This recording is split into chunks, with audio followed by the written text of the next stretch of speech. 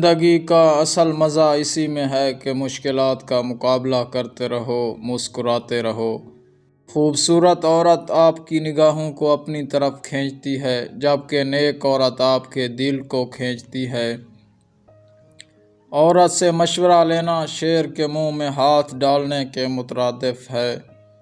اصل زندگی تو یہ ہے کہ ہمیشہ تکلیفوں اور مصیبتوں کا ڈٹ کر مقابلہ کیا جائے اور ساتھ مسکرایا جائے۔ شیر کی ایک دن کی زندگی گیدڑ کی 100 سالہ زندگی سے 1000 گنا بہتر ہے۔ مجھے سب سے زیادہ نقصان دوست نما غداروں نے دیا۔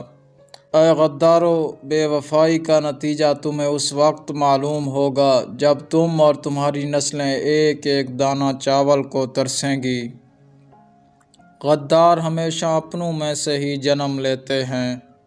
قیامت کے دن خدا مجھ سے یہ نہیں پوچھے گا کہ کس نے کیا کیا، مجھے صرف اپنے فرائض کی ادائیگی کے بارے میں پوچھا جائے گا۔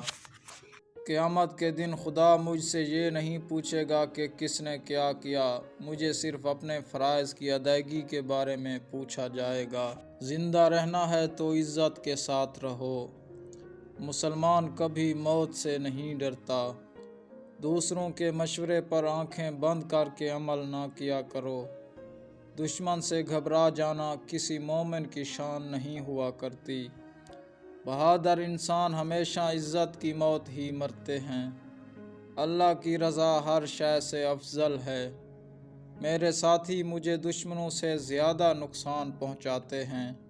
یہ مسلمان کی غیرت کو زیب نہیں دیتا کہ وہ کسی غیر مسلم سے ڈرے۔ غلط بیانی اخلاق اور مذہب دونوں کے نقطہ نظر سے جرم ہے۔ جس قوم میں غدار پیدا ہونے لگیں، اس قوم کے مضبوط قلعے بھی ریت کے گھروندے ثابت ہوتے ہیں۔ تم مجھے دوستوں کے وار سے آگاہ رکھو، دشمنوں سے میں اپنی حفاظت خود کروں گا۔